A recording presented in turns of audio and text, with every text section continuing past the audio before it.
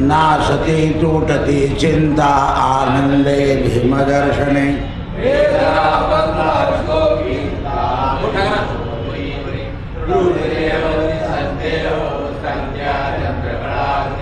रामदासी रामरूपी अंतरात्मा दर्शने दोषनाशती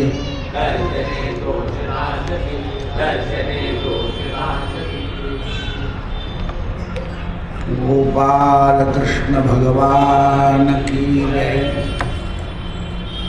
आज मार्गशीर्ष शुद्ध तृतीया,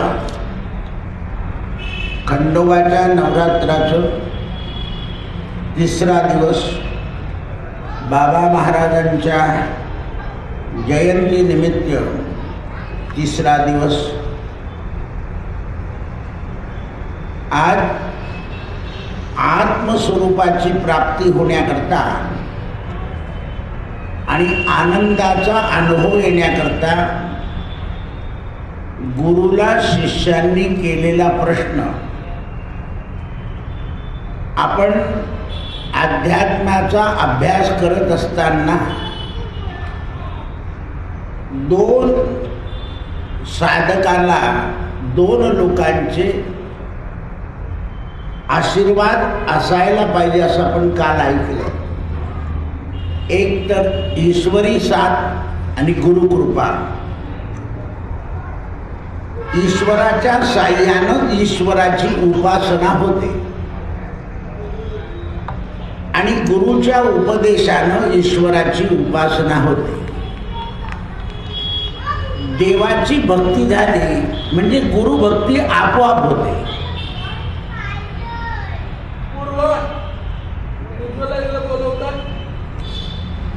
देवाची उपासना झाली की गुरुभक्ती आपोआप होते।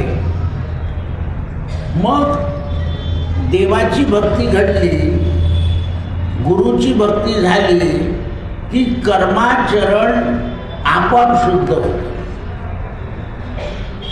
कारण देवाच्या कृपेने आणि गुरुच्या कृपेने आपल्याला शुद्ध कर्म करायची बुद्धी होऊन जाते। नाहीतर मनुष्य देवाची भक्ती करतो, अनुग्रह येतो, पण कर्माचरण शुद्ध होत नाही। कर्माचं आचरण जसं जसं शुद्ध होत जातं तसं तसं आत्मस्वरूप हे अविनाशी आहे हे बुद्धीमध्ये दृढ होतं। आत्मस्वरूप अविनाशी आहे आणि देह नाशी आहे। म्हणून समर्थ एका ठिकाणी लिहितात, दृढ बुद्धीचा निश्चय। बुद्धी दृढ झाली पाहिजे की आत्मा अविनाशी आहे आणि देह नाशी आहे, म्हणजे नाशणार आहे, त्याच्यावर ममता का? नाशिवंत देह जाणार सकळ, आयुष्य खातो काळ सावधान। देह नाशी आहे आणि आत्मा अविनाशी आहे। मग अविनाशाकडे ओढ लागली पाहिजे। मी परवा एक शब्द वापरला होता की मरण म्हणजे देवाकडे जायचं आहे ना, मग देवाकडे जायची आवडच पाहिजे, मरणाची भीती करायला पाहिजे। देव आपला, आपण देवाचे, मग देवाकडे जायचं आवडच पाहिजे। म्हणून तुकाराम महाराज म्हणतो, आम्ही जातो आमच्या गावात, आमचा रामराम घ्यावा। तुमची आमची भेट येथोनिया जन्म तुटी। मग आत्मस्वरूप अविनाशी आहे हा पक्का निश्चय झाला पाहिजे। आणि शरीर म्हणजे मी आहे ही बुद्धी कामी होण्याकरता नाही। शरीर मी आहे ही बुद्धी राहायला नको। शरीर माझं नाही, कोणाचे घर, हा देह कोणाचा, आत्माराम त्याचा तोच जाणे। मी तू विचार विवेकी शोधावा, गोविंदा माधवा याच देही म्हणून. आणि असा अभ्यास करत राहिलं की त्याला वैराग्य म्हणतात. आणि वैराग्य आलं म्हणजे देहावरची ममता आपोआप कमी होते. या देहावर ममता राहतच नाही, कारण सर्वसाधारण माणसाची ममता देहावर राहते. आणि देहावर ममता राहिली की वासना दूर होते. आणि वासना राहिली म्हणजे पुन्हा जन्म पुन्हा मरण. याच्याकरता एक उदाहरण आहे. काशीला ब्रह्मानंद नावाचे एक संन्यासी होते.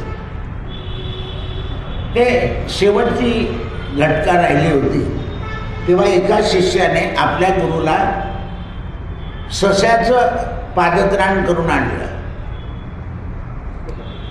तर त्यावेळेस ते अगदी दलित गात्र होते आणि म्हणे आता मला काय उपयोग यायचा, पण तू आणलं काय तर ठेव. काय करायला फेक कडे नाही आणलंय तर ठेव. त्याचं मन दुखवलं नाही. अंतिम त्याच्यात मन राहून गेलं. रोहिदास म्हणून जन्माला आले. असं आहे. आपलं तर पोरगा काय नातू काय काय काय कुठे फेऱ्या माराव्या लागतील याचा काही प्रश्नच नाही आहे. हे याला म्हणतात ममता. ममता नष्ट होते अभ्यासानं. म्हणून भगवान म्हणतात अभ्यासेन कोणते. अर्जुना अभ्यास केला पाहिजे. अभ्यास म्हणजे पुस्तकं वाचायचे नाही आहे. आपण जे ऐकलं आहे ते अजून आपल्याला समजत कसं नाही. काय आडवं येतं त्याच्यात तर देहावरची ममता आडवं आहे. मग या देहाला लागतं काय, कपडा लत्ता पैसा घर दार स्त्री पुत्र. या देहामुळे यांच्यावर ममता राहते. या देहावर असे आपले काही लोक आहेत की पेन्शनमध्ये 50 रुपये वाढले 100 रुपये वाढले की ते काहीच बोलत नाही त्याच्यावर. आणि काही लोक कधी वाढणार आहे याच्या विचारात चालले होते. तो याला काही गरज नाही का, तो म्हणतात गरज काय नाही, जेव्हा वाढतील तेव्हा पगारात येतील. पण जास्त डोकं उठवायची काय गरज आहे ते त्याचा विचार करत नाही. आपण म्हणतो आयडा आहे. जास्त विचार करूनही काही उपयोग नाही ना. हे असं असतं. शेतकरी माल पिकवतो, इतकं येईल असं त्याला वाटतं, पण प्रत्यक्षात हातात पडत नाही. दैना आहे. मग ही ममता जी आहे ही ममता हळूहळू कमी होते, एकदम कमी होत नाही. आपण एकदम करायला तोडायला गेलो ना तर ती आपला नाश करून टाकते. ती हळूहळू गुरुकृपे तिचा नाश झाला, ईश्वरी कृपेने तिचा नाश होतो. ममतेपासून दूर झालं की मन हे शांत होतं आणि मग त्याला आनंद कळू लागतो. ममतेपासून दूर झालं मन. त्याचं आणखी उदाहरण सांगतो. लहान मुलगा बालवाडीत पाठवला आहे. एकदा तो शाळेत गेला की आईचं मन त्याच्यापासून दूर होऊन जातं. त्याची सुटायची वेळ झाली की मन तिकडे जातं. तसं आहे या ममतेला. मग ही ममता दूर करण्याकरता सतत काय उपयोग केला पाहिजे तर त्याच्याकरता पुष्पदंत नावाचा एक कवी आहे. त्याने एक श्लोक लिहिला आहे. ममत्वेतां वाणी तव गुण पुण्येन कवता. मी तुझ्या गुणाचं वर्णन करेल त्याच्या योगाने माझी ममता कमी होईल. म्हणून आपल्याला स्तोत्र म्हणायला सांगितले. स्तोत्रानं आपली ममता कमी होते. देहावरची ममता. ममत्वेतां वाणी गुणकथन पुण्येन भवतः पुन्हा मी तीर्थेस्मिन् पुरमथन बुद्धिर्व्यवसिता. अशी भगवंताची स्तुती करत गेल्यानं स्तुतीपाठाने देहावरची ममता कमी व्हायची. म्हणून स्तोत्र म्हणायला सांगितलं. तर आपण सगळे स्तोत्र कशा करता म्हणतो.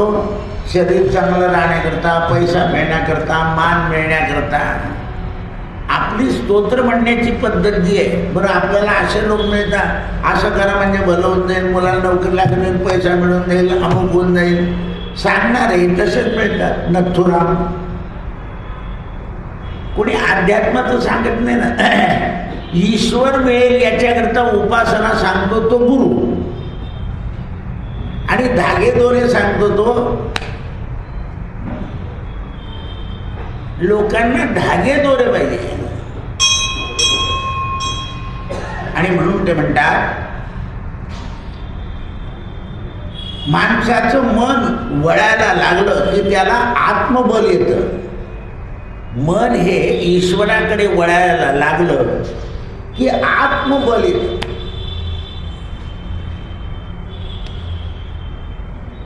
आणि आत्मबल हे सगळ्यात महत्वाचं बल आहे.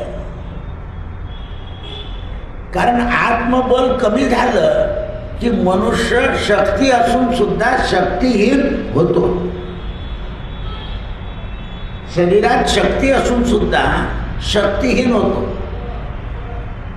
म्हणून आत्मबल,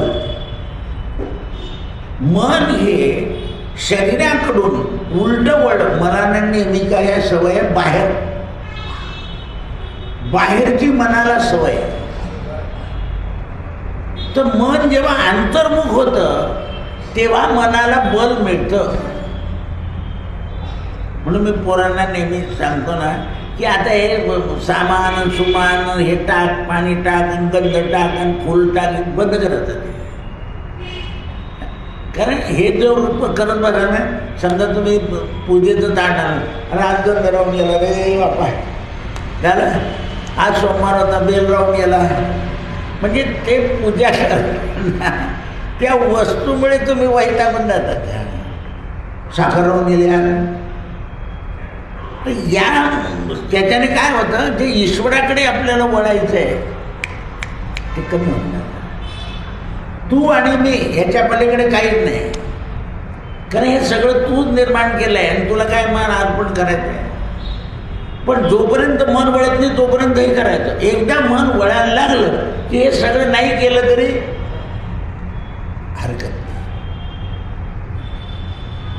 डिग्रीचं सुद्धा तसंच आहे. मोठी डिग्री मिळाली की पहिल्या डिग्रीला याची गरज असते का? पण काही लोक पहिल्या डिग्रीपासून शेवटच्या डिग्रीपर्यंत लिहितात.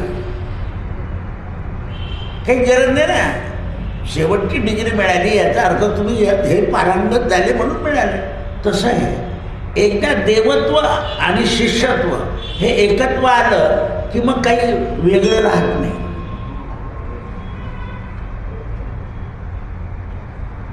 नैव शिष्या नैव गुरु. देव भक्त वेगळे नाही ना. देवत्वाची भक्त, भक्तत्वाची देव. देवाला सुद्धा भक्त बनायची इच्छा होती म्हणून नाथांच्या घरी भक्त बनून आले.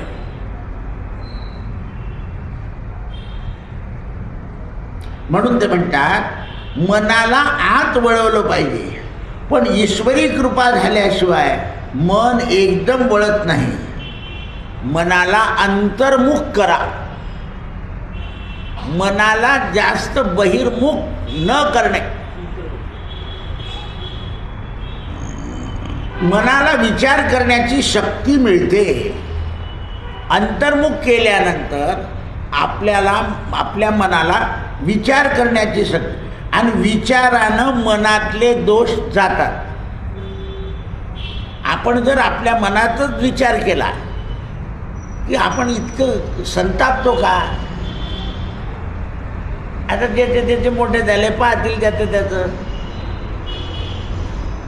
काय, आपण इतकं हे असं विचार करायला वेळ मिळतो आपल्याला. मन अंतर्मुख झालं तर आपण विचार करतो, आणि मन जर बहिर्मुख झालं तर आपल्या स्वतःचा विचार नाही होत, बाकीच्यांचा विचार करतो.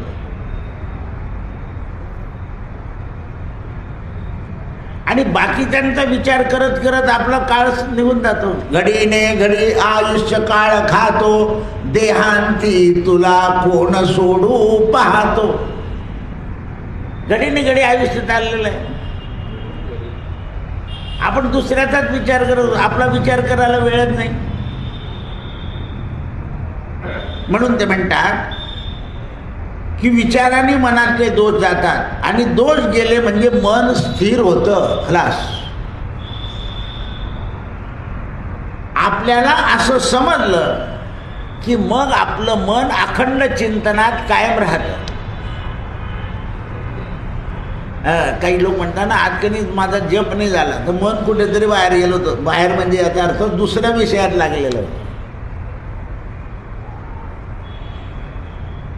ते दुसऱ्या विषयात गेलं की मग ते स्थिर नाही होत.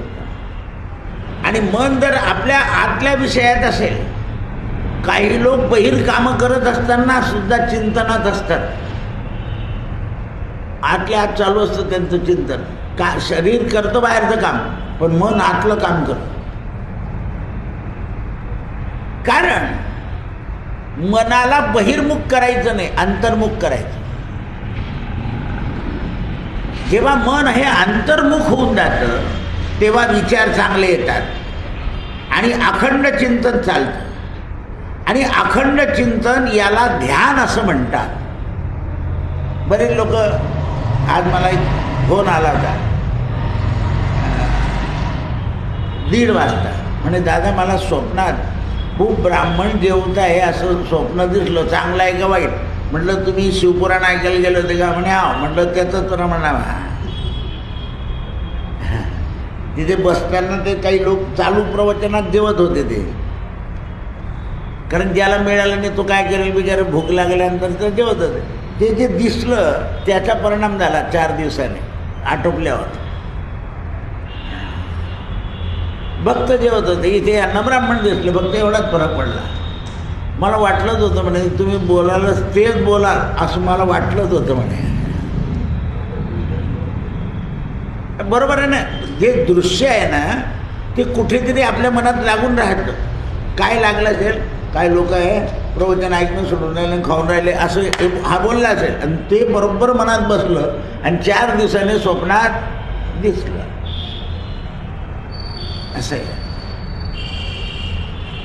कारण जे निरखून केलं जातं ना ते जागृती स्वप्नी अवस्थेमध्ये दिसून जातं. असं केव्हा दिसेल? पहावा विठ्ठल, बोलावा विठ्ठल, करावा विठ्ठल, जीवे भावे. तर जीवे भावे जेव्हा होईल तेव्हा तो स्वप्नात दिसेल. असं आहे ते. म्हणून ते म्हणतात. आणि ध्यानाचा परिपाक म्हणजे समाधी अवस्था. समाधी म्हणजे अत्यंत दृढ ध्यान. चित्त हे आनंद स्वरूपात चाललं जातं, म्हणून त्याला पूर्ण आनंद म्हणतात. आणि तो पूर्ण आनंद म्हणजे गुरुचं स्वरूप आहे.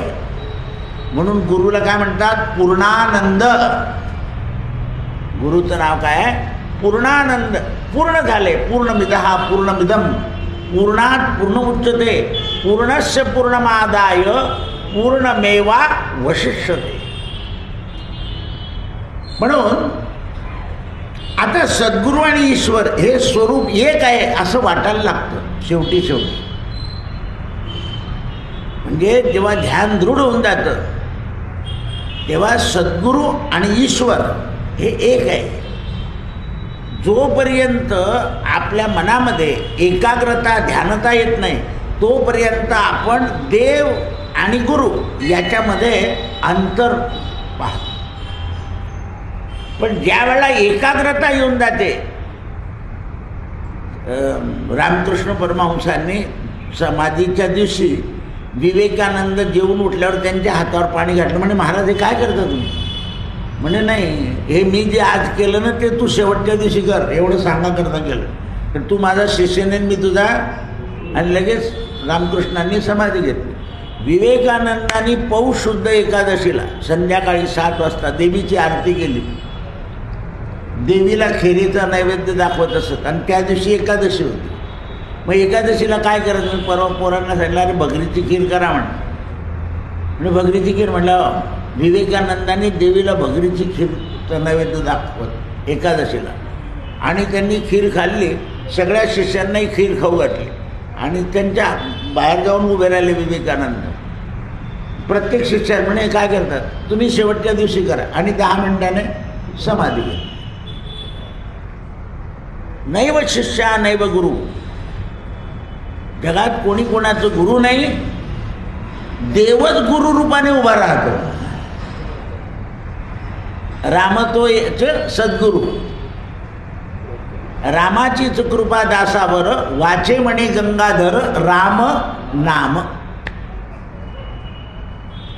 आता गंगाधर याचा 2 शब्द आहे. सद्गुरूचे नाव गंगाधर आणि यांचंही नाव गंगाधर आहे. सद्गुरूही चंपाषष्ठीला जन्माला आले, हे यांची सुद्धा चंपाषष्ठी आहे. वाचे म्हणे गंगाधर रामनाम. कामाचे बंधन लोभाचे ते ज्ञान, अविद्येचा नाश घडो देवा. माझ्यावर एक संकट आलं होतं. बाबा तिसरे बसले होते आणि एक रामदासी आमचे कराडचे महाराज आलेले होते. तेही त्यांच्याजवळ बसलेले होते आणि माझं प्रवचन चालू होतं. माझं प्रवचन झाल्यावर ते उठले. ते म्हणाले, दादा. म्हटलं काय महाराज, तू माझा अनुग्रह घेऊन टाका. म्हटलं आमच्याकडे घरीच अनुग्रह असतो. नाही नाही, ते तुला मोक्षाला नेणार नाही म्हणे, मी मोक्षाला नेईल म्हणे. म्हटलं महाराज मी लहान आहे, पण प्रवचनाच्या व्यासपीठावर बसलो आहे, त्यामुळे मला तुम्हाला उपदेश करण्याचा अधिकार आहे. आम्ही रामदासी लोक मोक्ष वगैरे काहीच जाणत नाही. म्हणे काय, आमचा एक श्लोक आहे म्हटलं. आता तो तेही म्हणता आणि आपण म्हणतो. म्हणे कोणता? म्हटलं सदा सर्वदा योग तुझा घडावा आणि तुझे कारणे. हे काम तेच सुरू झालं आहे. हे करता करता तो देह पडला पाहिजे असं देह आहे. आणि मोक्षाला जाऊन काय करू? ते इथून उठले आणि ते जागेवर जाऊन बसले होते. 1978 साली आणि 77 साली अनुग्रह झाला होता. अशी द्विधा करतो रामाने असं पाठवलं की बाबा हा महात्मा मोठा आहे, मग हा इकडे वळतो का, असं त्याचं काम होतं ते रामाचं. म्हटलं नाही, मोक्ष पाहिजे कोणाला? मुखी नाम हाती मोक्ष, साक्ष अनेकांची. मुखामध्ये नाम ठेवा, मोक्ष नक्की मिळणार आहे. हातात पैसे असले की वस्तू मिळते का नाही? व्यवहार पहा, मला 10 रुपये दे, अमुक पाहिजे, हे 10 रुपये दिले की वस्तू मिळते. तसं मुखी नाम घेतलं की मोक्ष मिळतो. हे दुकानदारी आहे. म्हणून सदा सर्वदा योग तुझा घडावा आणि तुझे कारणे देह माझा पडावा. मागणं दे ना, याची दान दे का देवा, तुझा विसर न व्हावा. सगळ्या संतांनी मागताना हेच मागितलंय. तुकाराम महाराज तर त्याच्या पुढे म्हणता भवबंधनी सोडवावे. संपलं. तुम्ही रोज म्हणता श्री अनंत, पण मुद्दा काय आहे? भवबंधनी सोडवावे, भवबंधनी सोडवावे. झोपताना का म्हणायचं आहे? तर निद्रेत प्राण जाऊ देऊ नको, जागृतीत प्राण जाऊ दे, म्हणजे तुझं नाव घेता येईल. कारण बरेच वेळा निद्रेत सुद्धा प्राण चालला जातो.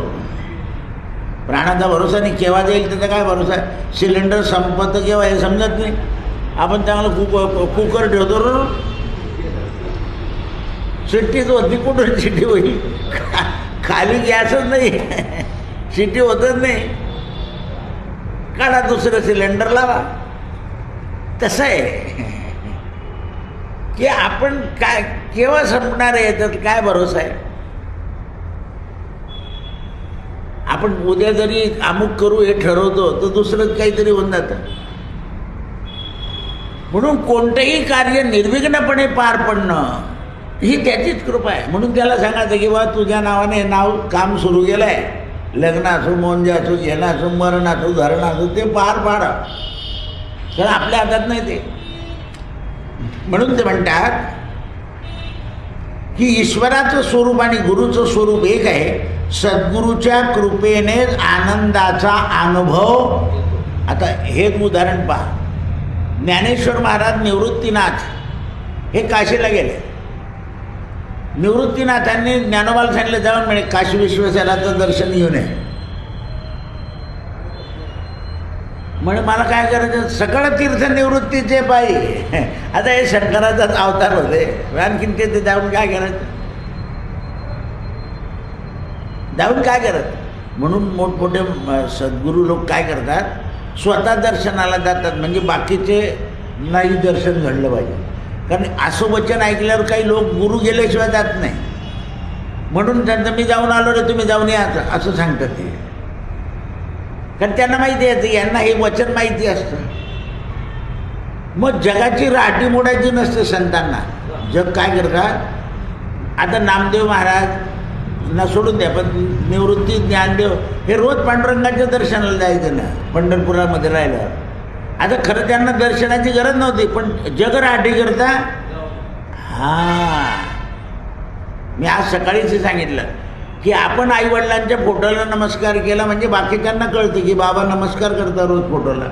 जायचं, फोटो पुसायचा, नमस्कार करायचा, मातृदेव पितृदेव. आपण करत नाही आणि मुलांना सांगतो नमस्कार करा. मग तो इंग्लिश मिडियमचा एखाद दिवशी म्हणतो तुम्ही कुठे करता. तर आपण केलंच पाहिजे ते.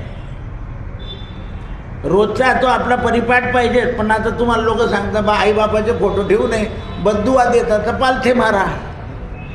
हे असे लोक निघाले तुम्हाला सांगणार आहे.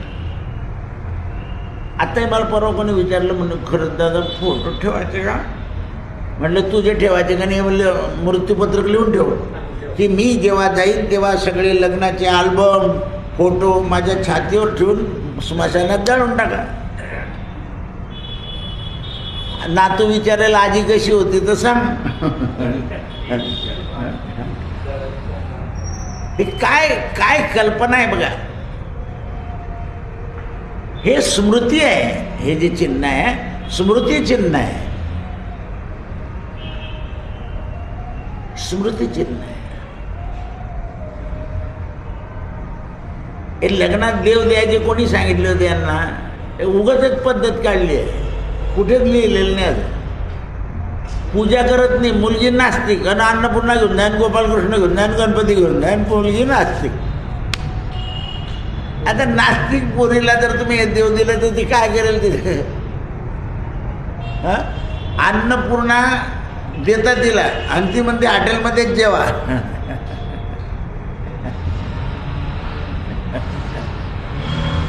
अन्नपूर्णा देण्याचा उद्देश काय आहे की ती अन्न तयार करायला पूरक झालेली आहे, म्हणून ती अन्नपूर्णाची पूजा करेल. पोळ्या लाटून माणसाला सांगते येताना भाजी घेऊन या. कशी काय अन्नपूर्णा आहे ती? कच्ची आणायला सांगितली तर हरकत नाही, पण शिजवलेली.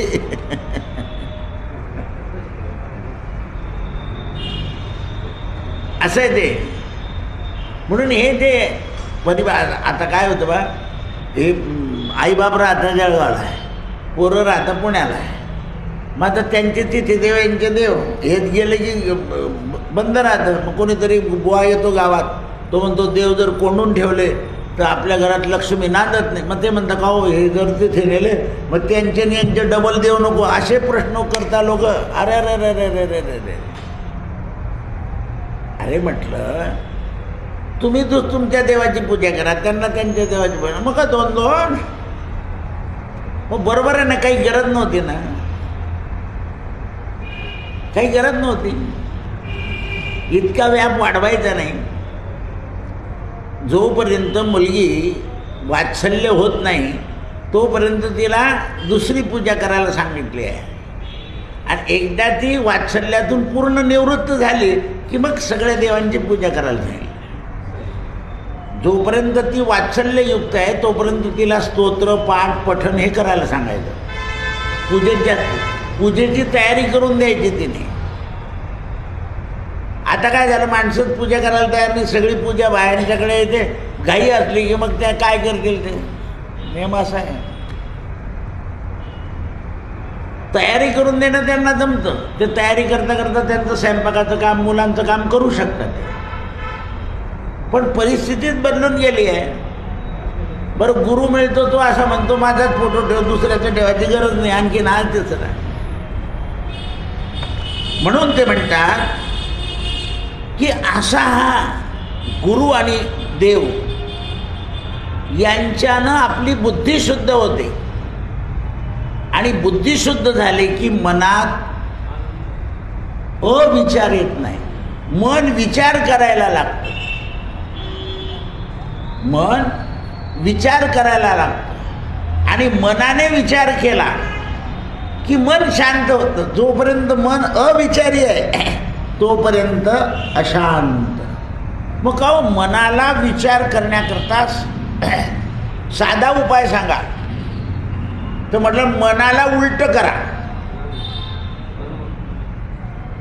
मनाला उलट करा म्हणजे काय? हा, नम. बस नमत राहा. कोणाला? देवाला. देवाला नमत राहा. नम्र झाला भूता तेने कोंडिले अनंता. पण नम्रतेचं नाटक नको. अर्जुनाने काय केलं? नाटक केलंय पहिला अध्यायामध्ये. मी शरण आहे, असा नको येऊ ना म्हणे, असा नको येऊ. बुद्धीने ये. तू मनात प्रश्न करू नको, मी सांगतो ते ऐक. ज्या वेळेला तू शरणागती स्वीकारशील आणि तुझे विचार सोडून माझे विचार घेशील त्यावेळेला. मग दुसऱ्या अध्यायामध्ये विचार अर्जुनानं घेतले तेव्हा तिसऱ्या अध्यायापासून भार भार भार भार चालला तो. आपण 28 वर्ष झाले भगवद्गीता वाचतोय पण अजूनही ते विचार परिवर्तन होत नाही ना. कारण कोणाचं घेतल्यावर नाही दिलं तर नरकात जातो हे अजून समजलेलं नाही. आता याकरता ज्ञानोबांनी एक अभंग लिहिलेला आहे. गुरु महाराज सांगतात. कोणता अभंग आहे तर म्हणे अवघाची संसार सुखाचा करीन आनंदे भरीन तिन्ही लोक. ज्ञानोबांनी या अभंगात सुख आणि आनंद या दोघांचा उल्लेख केलेला आहे. तो आनंद कोणता आणि ते सुख कोणतं? आनंद आणि सुख म्हणजे काय हे समजून घेतलं पाहिजे. चित्ताची एकाग्रता स्थिरता झाली म्हणजे सुखाचा अनुभव येतो. चित्ताची एकाग्रता झाली म्हणजे सुखाचा अनुभव येतो. एकच आत्मा सुखरूप आहे एवढं कळतं आणि तो सुखरूप आत्माच आनंदरूप आहे. पाच समर्थांनी एका श्लोकात लिहून ठेवलं जगी सर्व सुखी असा कोण आहे विचारी मना तूच शोधोन पाहे. मनात वाचिरे पूर्व संचित केले तया सारिखे भोगणे प्राप्त झाले.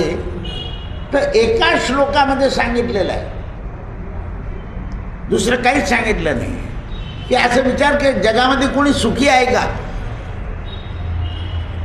मग कोण सुखी आहे तर ज्याने सुखाचं रूपांतर मनाला समजवलं आणि तो मन शांत झालं म्हणजे त्याला आनंद मिळाला. म्हणून तुकोबाराय म्हणतात आम्ही खातो आनंदाचे लाडू तुम्ही नकारे तर पडो.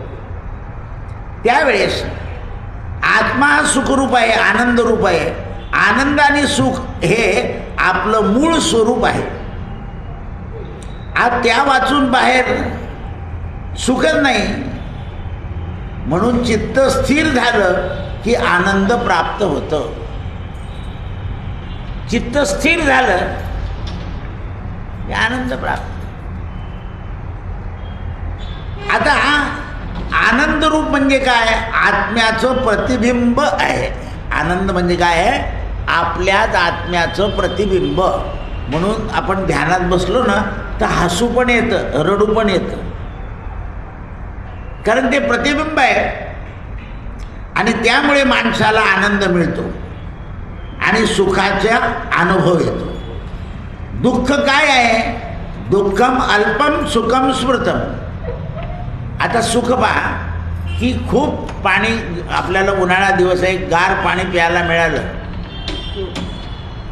तर इतकं तहान लागली आहे तर प्रमाणाच्या बाहेर पाणी प्यायला गेलं लगेच त्रास होऊन जाईल. पोटात कळा मारेल ते पाणी. कारण ते सुखाचा जास्त उपयोग घेतला.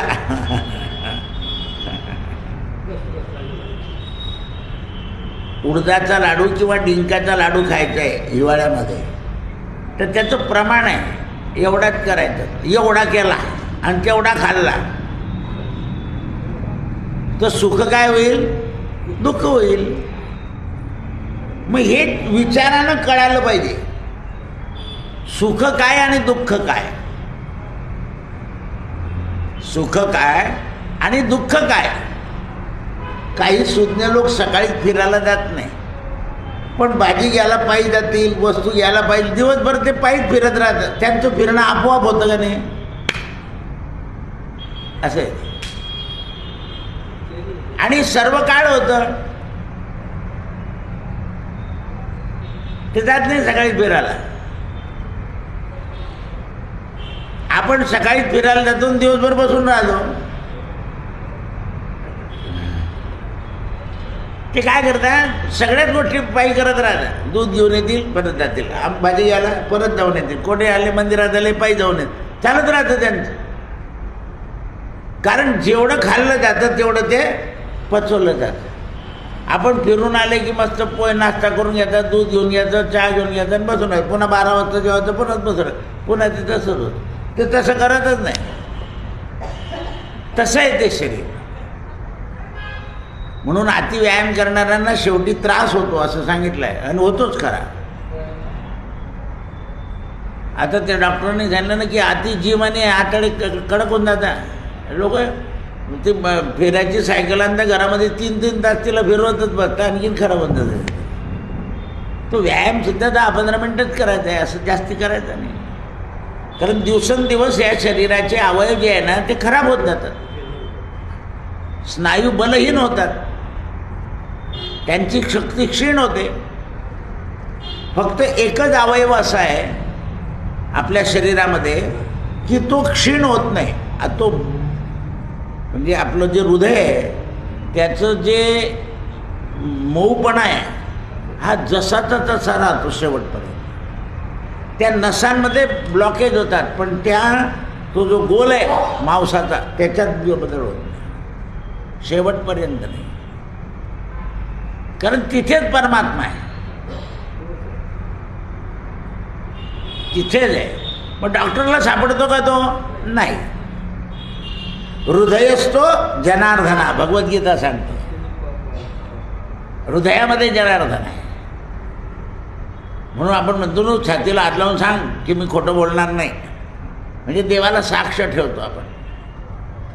बरं, तो मुलाच्या शरीरामध्ये आहे, स्त्रीच्या शरीरामध्ये, पुरुषाच्या शरीरात आहे, लहान मुलं, सगळ्यांच्या शरीरामध्ये.